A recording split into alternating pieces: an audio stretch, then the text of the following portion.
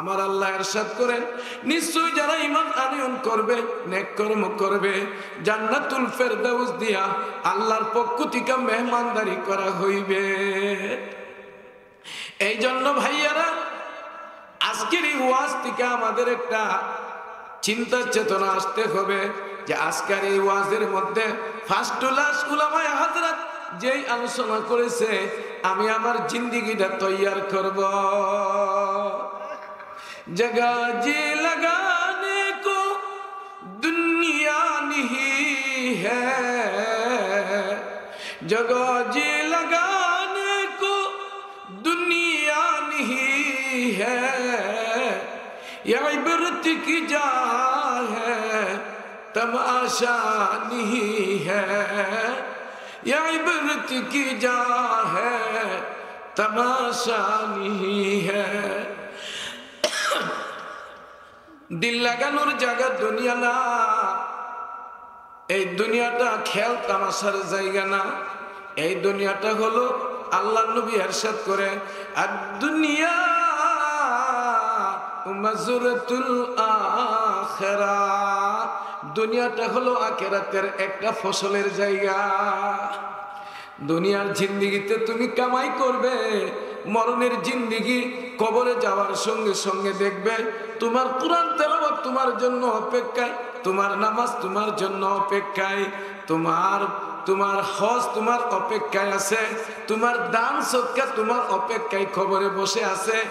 এই জন্য আমার ভাইয়েরা, এমন একটি জগৎ তোমার সামনে আমার সামনে আসতেছে রে বাবা, এই জগতের জন্য কিছু সামানার দরকার আছে কিনা? না, কিছু দিলে কিছু পাওয়া যায়, কিছু দিলে আপনার বউ বিডি সকালবেলা টিবুলে গিয়ে সাপটাছে, পানি উঠে না, নতুন মানুষ, শাশুড়ি বলতেছে মা এক বদনা পানি দাও, হ্যাঁ তোমার সারাদিনে দিব টনের টন। এক বদনা পানি দেওয়া যখন চাপ দিছে, পানি উঠে গেছে। এবার সারাদিন সন্ধ্যা পর্যন্ত দিতে আছে, বাধা নাই। আপনি দিছেন এক বদনা, হ্যাঁ দিছে সারাদিনে হাজার হাজার বদনা। বন্ধুগণ, এই দুনিয়ার জিন্দেগিতে একবার আলহামদুলিল্লাহ সূরা তেলাওয়াত করবে, তোমার নামায়ে আমলের মধ্যে নেকটা উঠা যাইবে, কবরের মধ্যে যায় জমা হয়ে যাবে। একবার সূরা ইয়াসিন তেলাওয়াত করবে, তোমার নামায়ে আমলে উঠবে, সঙ্গে সঙ্গে কবরের মধ্যে ঢুইকা যাবে। তুমি দুরূদ শরীফ পাঠ করবে, তোমার নামায়ে আমলে উঠবে, আবার এই নেকটা তোমার বাসস্থান গরুস্থান কবরের মধ্যে চলে যাবে। এমন একটা বিভীষিকাময় অবস্থা আসতেছে রে বাবা, এই মরণের ফাঁদ থেকে কেউ বাঁচতে পারবে না। হযরতে মিকাইল আলাইহিস সালাম জন্মের পর থেকে কান্নারত, কিছুদিন পর থেকে কাঁদে আর কাঁদে, কখনো সময় হাসে না। আল্লাহর পয়গম্বর জিজ্ঞেস করে জিবরাইল, মিকাইলকে বানানোর পর মিকাইলকে দেখলাম না, মিকাইল হাসতে, মিকাইল খালি চিন্নার কাঁদে। হযরতে জিবরাইল বলেন, হযরতে মিকাইল আলাইহিস সালাম যখন আল্লাহর তৈরি জাহান্নাম দেখেছে, জাহান্নামের ভয়াবহ আগুন দেখিয়া হযরতে মিকাইল আর কোনদিন কল্লা উঠায় না, কান্নারত অবস্থায় আছে। কঠিন হাসর ময়দানেতে নাফরমানের চিৎকারেতে, কঠিন হাসর ময়দানেতে নাফরমানের চিৎকারেতে প্রকম্পিত হবে সেদিন ময়দানে হাসর, কখন জানি ভাঙ্গারে তোর সুখেরই বাসর, কখন জানি ভাঙ্গারে তোর সুখেরই বাসর। বিপদ থেকে মুক্তি পেতে জপতারে দিনে রাতে, কমা কুটিনি সেই দিনেতে নাই রে কে গতর, কখন জানি ভাঙ্গারে তোর সুখেরই বাসর।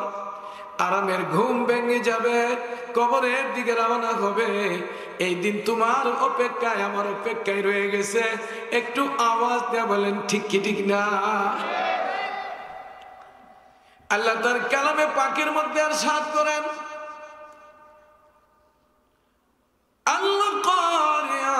মাল কারিয়া। আল কারিয়া অন্তরাত্মা প্রকম্পিতকারী। অর্থাৎ ইসরাফিল আলাইহিস সালাম যখন সিংহায় ফুৎকার দিবে তখন মানুষের অন্তরাত্মা প্রকম্পিত হয়ে যাবে, কম্পন আরম্ভ হয়ে যাবে।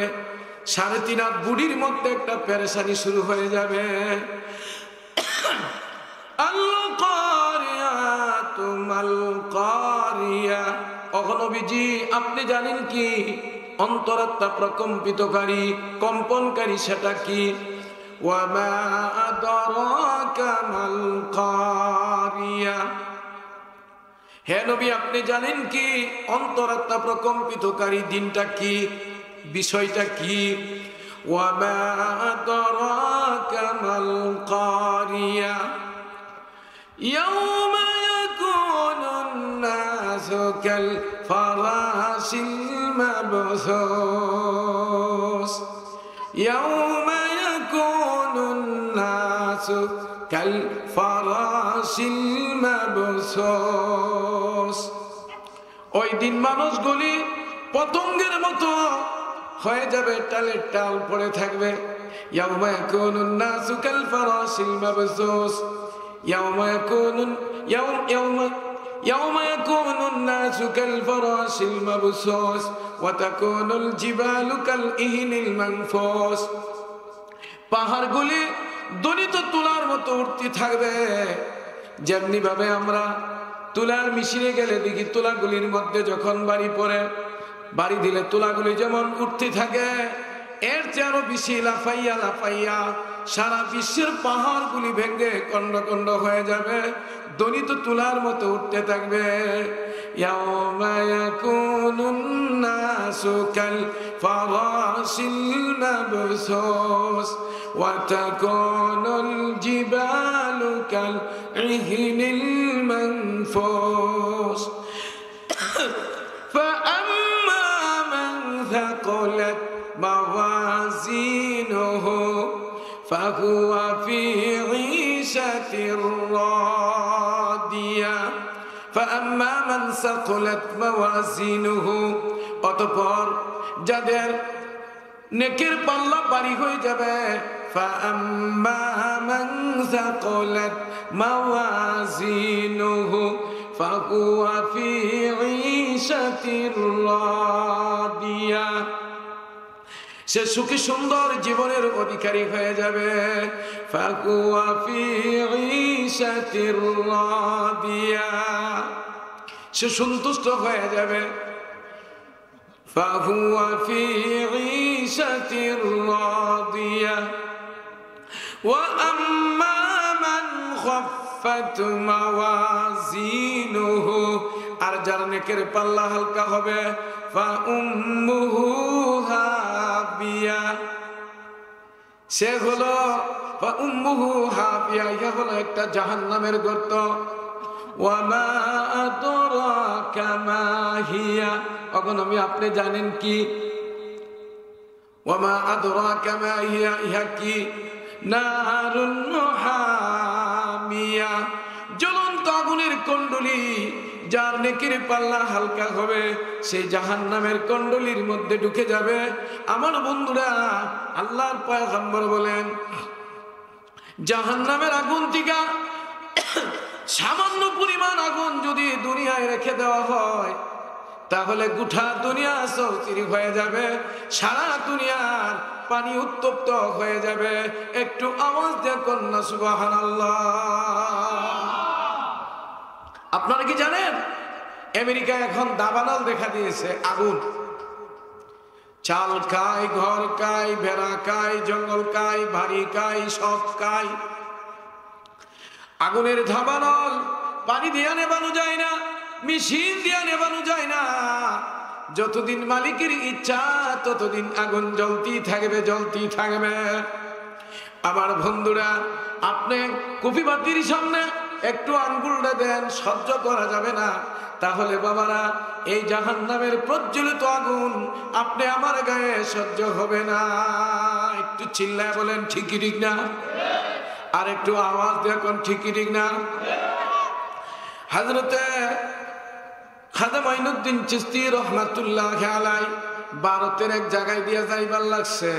এমন সময় দেখা যায় হিন্দু ভাইরা আগুনের পূজা করছে, জাউ গাছের মধ্যে আগুন দিতেছে, শত শত বছর আগুন দেয় আর পুরাই। খাজা মাইনুদ্দিন চিশতি জিজ্ঞাসা করে, ভাই কেন আগুন জ্বালাও, আগুনে পুরাও, আগুনের কেন পূজা করো? আমরা এই জন্য আগুন জ্বালাই, আগুন পুরাই, আগুন দিয়া পূজা করি। মরণের পর আগুন দিয়ে আমাদেরকে জ্বালিয়ে ফুলিয়ে ছাই করে দেওয়া হবে, ভস্ম করে দেওয়া হবে, দাহ করা হবে। এখন থেকে আগুনের পূজা করি, মরণের পর আগুন যেন গায়ে না লাগে, একটু কম যেন লাগে। খাজা মাইনুদ্দিন চিশতি রহমাতুল্লাহ আলাইহির সম্পর্ক কার সাথে? একটু আওয়াজ দেখুন, কার সাথে? খাজা মাইনুদ্দিন চিশতি রহমাতুল্লাহ আলাইহি বলে, না না, আগুনের কোনো শক্তি নাই, সর্বময় ক্ষমতার অধিকারী হলো আল্লাহ। শক্তিকার? ইন্নাল্লাহা আলা কুল্লি শাইইন কাদির, নিশ্চয় আল্লাহ সকলের উপরে শক্তিশালী। ইন্নাল্লাহা আলা কুল্লি শাইইন কাদির, দুনিয়ার প্রত্যেকটি জিনিসের উপরে শক্তিকার। আসমানের শক্তিকার, জমিনের শক্তিকার। খাজা মাইনুদ্দিন চিশতি রহমাতুল্লাহ আলাইহি বলেন, দেখো আমি ঢুকে গেলাম, আমি আগুনের পূজা করি না, আমি আগুনের মালিকের পূজা করি। কার পূজা? কার পূজা? এই কথা বলে খাজা মাইনুদ্দিন চিশতি রহমাতুল্লাহ আলাইহি আগুনের ভিতরে ঢুকে গেছে আর মাওলার জিকির করে, লা ইলাহা, জোরে জোরে, লা ইলাহা ইল্লাল্লাহ, লা ইলাহা ইল্লাল্লাহ, লা ইলাহা, লা ইলাহা। খাজা মাইনুদ্দিন চিশতি রহমাতুল্লাহ আলাইহি আগুনের ভিতরে ঢুকে গেছে, মাওলার জিকির করে, আল্লাহ আল্লাহ আল্লাহ আল্লাহ আল্লাহ আল্লাহ আল্লাহ আল্লাহ আল্লাহ আল্লাহ আল্লাহ আল্লাহ আল্লাহ আল্লাহ আল্লাহ।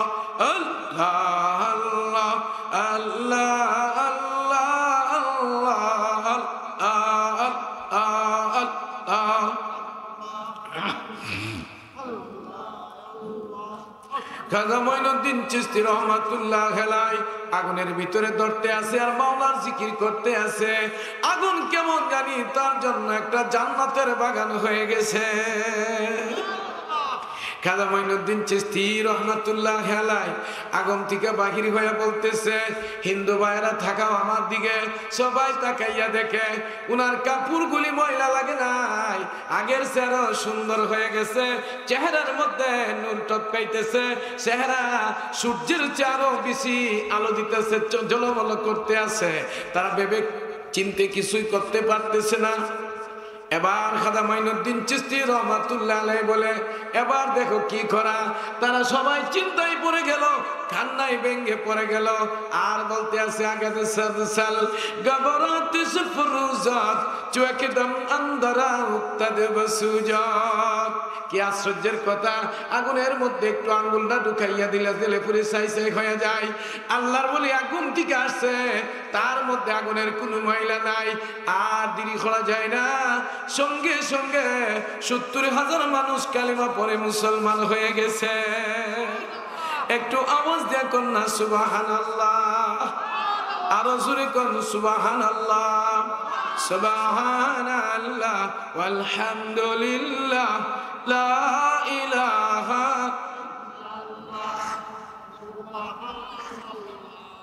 আলহামদুলিল্লাহ। বিশ্ব নবীর মেরাজ হলো আরশে আজিম তার সাথে, বিশ্ব নবীর মেরাজ হলো আরশে আজিম তার সাথে। তোমার আমার মেরাজ হবে ৫ ওয়াক্তের ৫ নামাজে। সুবহানাল্লাহ ওয়ালহামদুলিল্লাহ, সুবহানাল্লাহ ওয়ালহামদুলিল্লাহ, লা ইলাহা ইল্লাল্লাহু মুহাম্মাদুর রাসূলুল্লাহ। হযরতে পয়গম্বর ইব্রাহিম আলাইহিস সালামের সাথে আজরাইলের সাক্ষাৎ। পয়গম্বর হযরত ইব্রাহিম আলাইহিস সালাম দেখে তার ঘরের ভিতরে এমন সুন্দর এক নওজোয়ান দেখা যায়। উনি ডাক দিয়া বললেন, এত সুন্দর নওজোয়ান, এত সুন্দর চেহারা, তুমি কে? আমি আল্লাহর পক্ষ থেকে পাঠানো মালাকুল মউত আজরাইল। কে কে? তোমার এত সুন্দর চেহারা, আমি একটু তোমার আসল চেহারা দেখতে চাই। এই কথা বলার সঙ্গে সঙ্গে আজরাইল বললেন, আপনি ডান দিকে মুখটা ফিরান, উল্টো দিকে ফিরান। এবার আজরাইল বলে, এবার আমার দিকে তাকান। এবার আজরাইল যখন তার আসল চেহারা বাহির করলো, পয়গম্বর তাকাইয়া দেখে তার মাথা হলো প্রথম আসমানের দিকে, পা হলো জমিনের দিকে। এক একটা পশম 3.5 হাত লম্বা। তার সারা শরীরের মধ্যে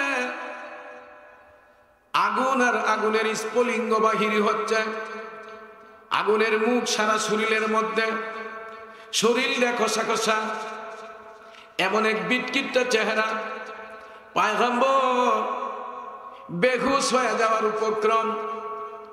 এবার ডাক দেয়া হয়, আজরাইল রে, বেশি সময় আমি তোর দিকে তাকাইয়া থাকতে পারবো না। সঙ্গে সঙ্গে আজরাইল বলে, অন্যদিকে মুখ করেন। মুখ ঘুরাইল, আগের নওজোয়ান সুন্দর চেহারাওয়ালা হয়ে গেছে। হযরত ইব্রাহিম আলাইহিস সালাম ডাক দেয়া কয়, আজরাইল রে, যে চেহারা এখন দেখাইলা কার জন্য? কে যেই লোকটা জাহান্নামে যাবে তার সামনে এই চেহারাটা নিয়ে যাইমু। আল্লাহর পয়গম্বর বলেন, আজরাইল আর কিছু লাগবে না, তোর এই চেহারা দেখলে প্রাণাত্মার মধ্যে কম্পন আরম্ভ হয়ে যাবে, প্রাণ বায়ু বাহির হয়ে যাবে, লোকটা ছটফট আরম্ভ করে কবরের দিকে রওনা করবে, আর কিছুর দরকার হবে না।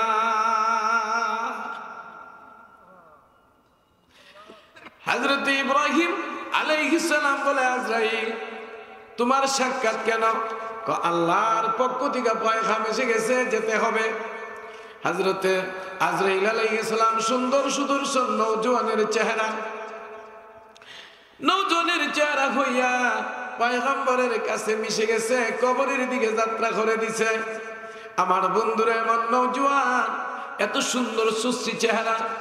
হযরতে পয়গম্বর ইব্রাহিম আলাইহিস সালাম ডাক দেয়া কয়, আজরাইল রে, তুমি যে সুন্দর সুদর্শন চেহারা নিয়া আমার কাছে এসেছো, আর এই সুন্দর চেহারা নিয়ে যখন ইমানদারের কাছে যাবে, আল্লাহওয়ালার কাছে যাবে, তোমার এই সুন্দর সুদর্শন চেহারা দেখা মানুষ পাগল হয়ে যাবে তোমার সাথে মুলাকাতের জন্য।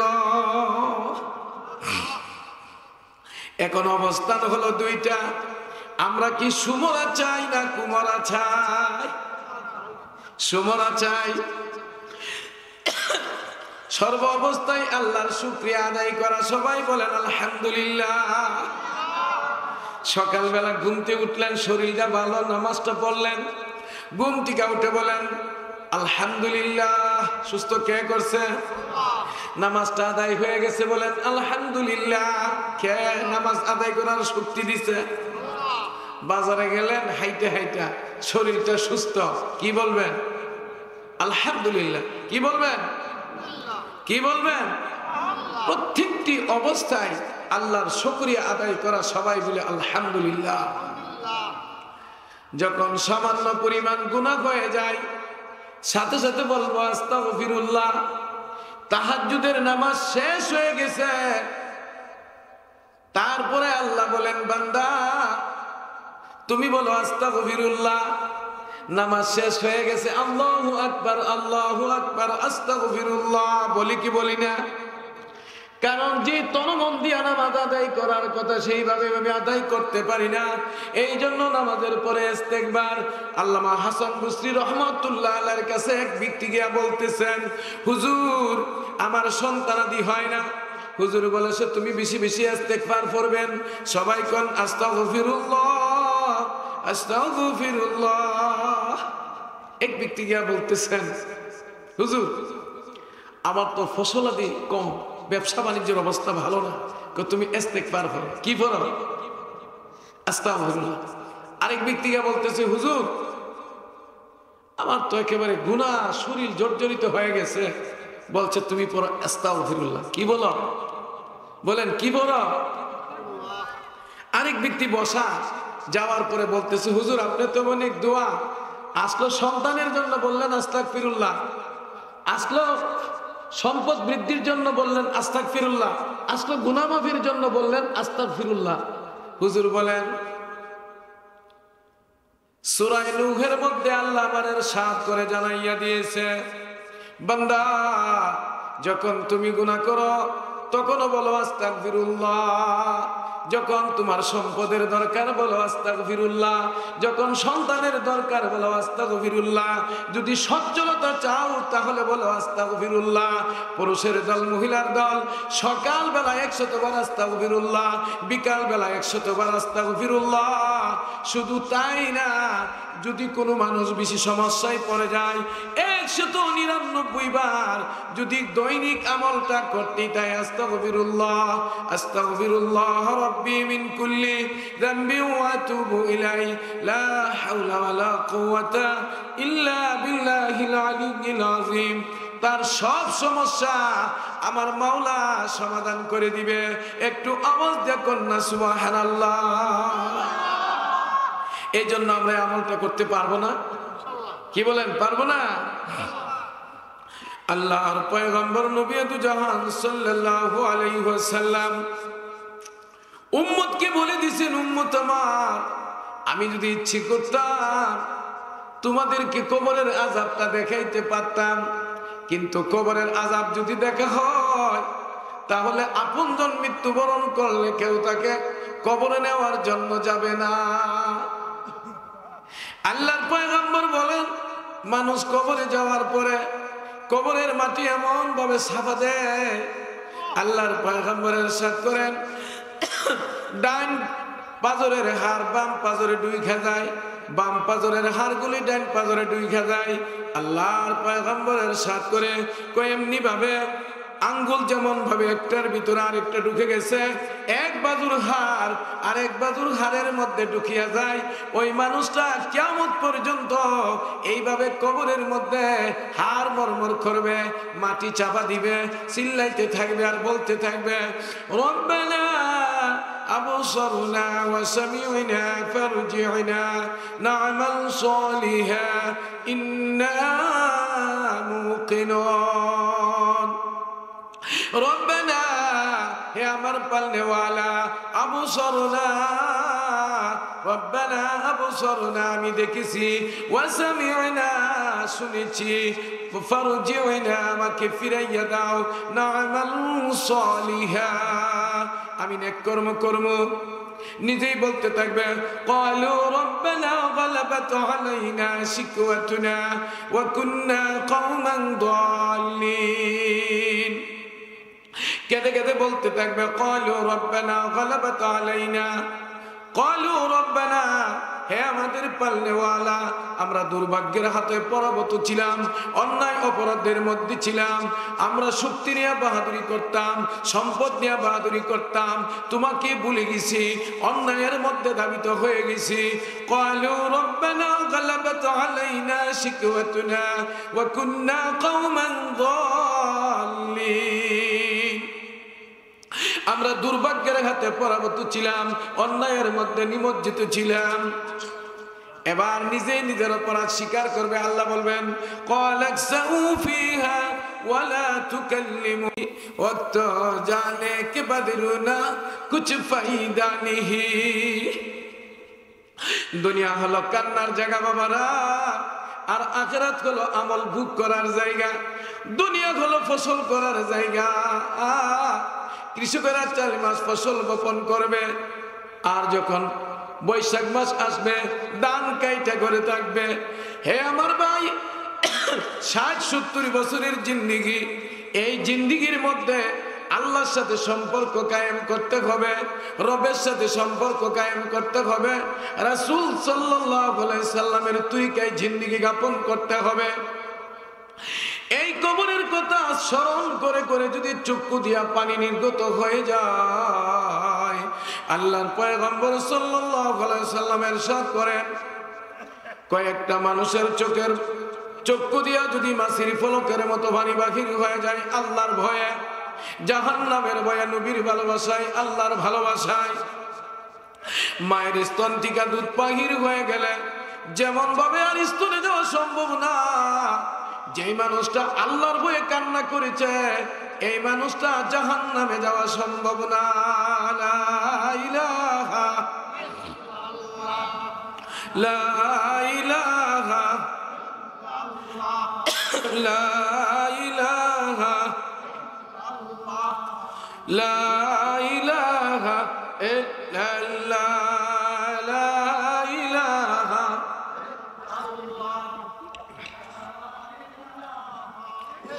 कुल में है जुज में है गुल में है बू में है हर जगह तू मौजूद है ला इलाहा ला इलाहा ला इलाहा।